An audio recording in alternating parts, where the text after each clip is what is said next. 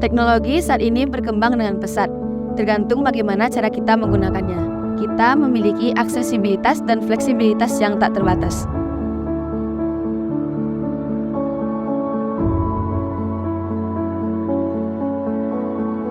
Nah, bener banget. Sejak pandemi COVID-19, semuanya itu serba online, guys, atau biasa kita sebut dengan daring.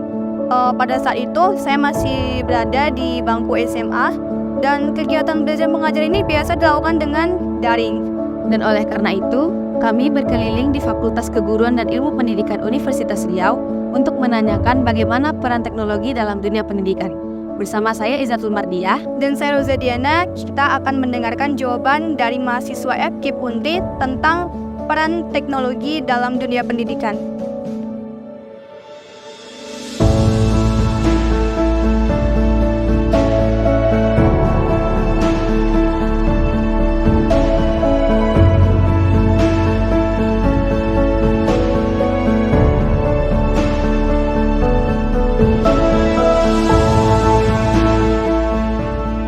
Halo, perkenalkan nama saya Ilham Zikrillah. Saya dari Fakultas Keguruan dan Ilmu Pendidikan, Prodi Pendidikan Matematika Angkatan 2022. Halo teman-teman semuanya, perkenalkan saya Nurik Muhammadiyah dari FKIP Universitas Riau, jurusan Pendidikan Biologi. Halo semuanya, perkenalkan nama saya Yola Destia Fitri dari Fakultas Keguruan dan Ilmu Pendidikan, program studinya Pendidikan di Sekolah Dasar. Perkenalkan, nama saya Raisa Tunsawa dari Fakultas Keguruan dan Ilmu Pendidikan, jurusan Pendidikan Kimia, Angkatan 2021. Perkenalkan, nama saya Ismi Damayanti dari Fakultas Keguruan dan Ilmu Pendidikan, Angkatan 2021.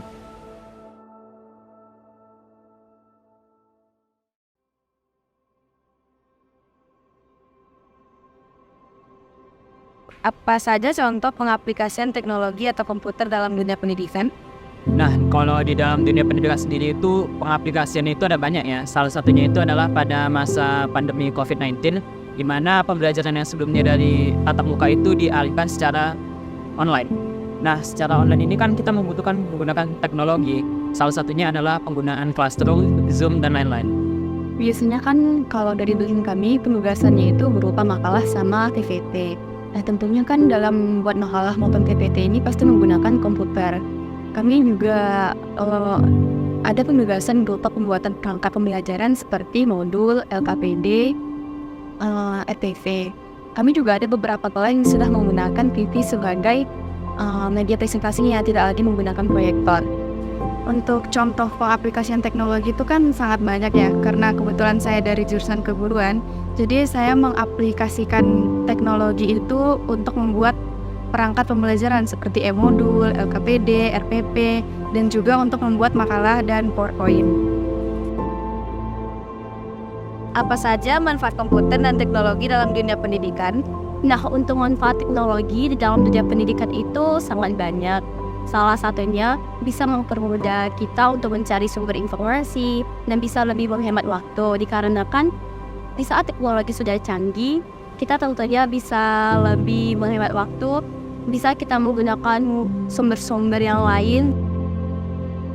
Manfaatnya banyak, karena bisa menghemat waktu sama tenaga juga, terus efektif juga karena nggak perlu capek-capek untuk ketemu orang gitu. Nah, kalau menurut saya, manfaatnya itu bisa membantu kita untuk memperoleh informasi maupun materi, membantu dalam proses pembelajaran, dan juga dengan teknologi ini pembelajaran bisa dilakukan secara daring.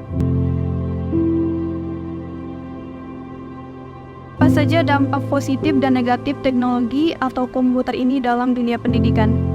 Kalau untuk dampak positifnya itu lebih ke efisiensi pembelajaran. Karena sebenarnya banyak faktor, namun efisiensi ini lebih terlihat. Contohnya saja, dulu peserta didik itu saat mengerjakan tugas itu melalui LKS atau bahkan menulis di kertas. Nah, kalau untuk saat ini, peserta didik itu bisa mengerjakan tugas melalui teknologi itu dengan diketik kemudian dikumpulkan melalui Classroom. Jadi sangat mengefisiensi waktu dan juga tenaga. Kurang dalam pengawasan orang tuanya aja sih. Jadi anak-anak itu kadang bisa nge-search sesuatu yang belum pantas dia ketahui. Kita bisa menimbulkan efek kemalasan, dikarenakan karena kita sudah mudah menggunakan sumber teknologi ini, maka kemalasan yang timbul di diri kita itu muncul Kak. Jadi kayak kita tuh malas lah mau mikir-mikir, kan sekarang nih dunia udah canggih nih, teknologi udah canggih, jadi apa-apa tuh harus di teknologi, internet.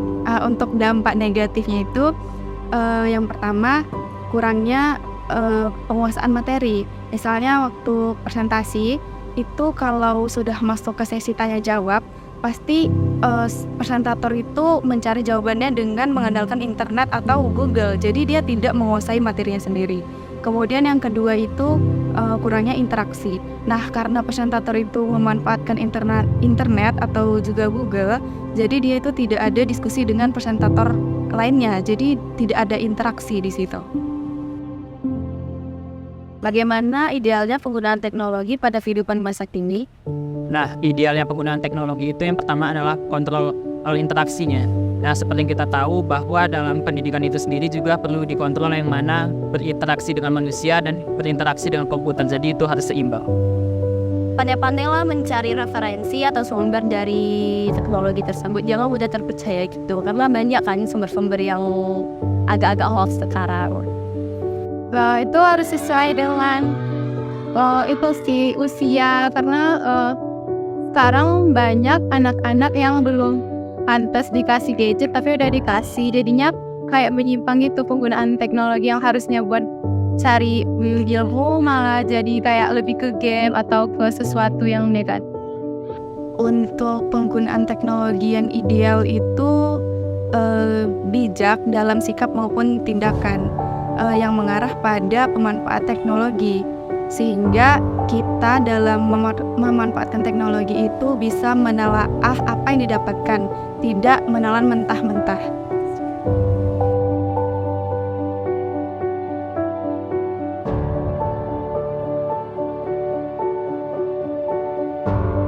Demikianlah perjalanan kami dalam mencari jawaban mahasiswa tentang peran teknologi dalam dunia pendidikan.